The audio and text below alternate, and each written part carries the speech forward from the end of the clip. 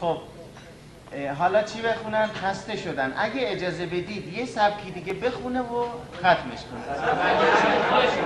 خیلی ها، یه سبک یه نفس به سبک خودش، بعد یه جا رو خرج جلو. یه سبک خودش سوره 125.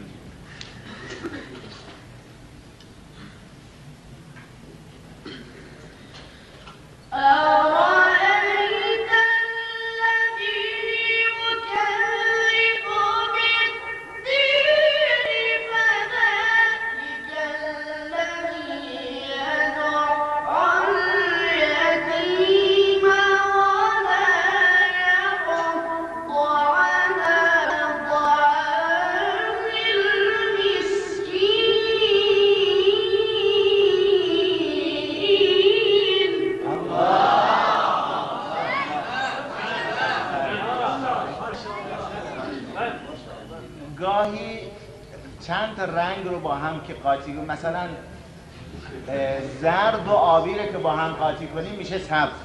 واقعا این طریقه‌ای که اساتید مصری میخونن خب مجموعی از اساتید قبلی هسته.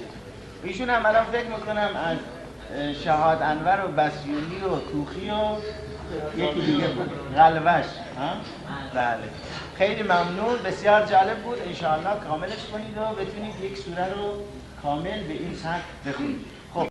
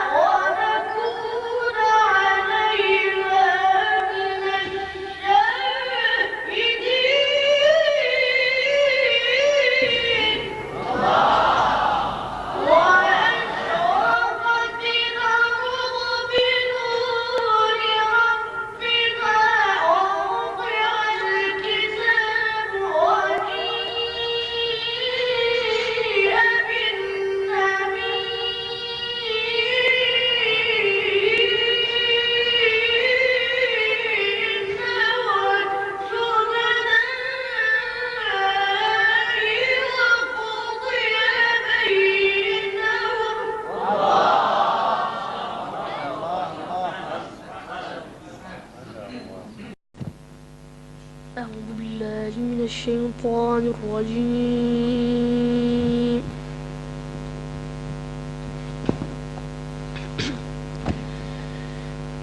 بسم الله الرحمن الرحيم إذا زلزلت الأرض زلزالها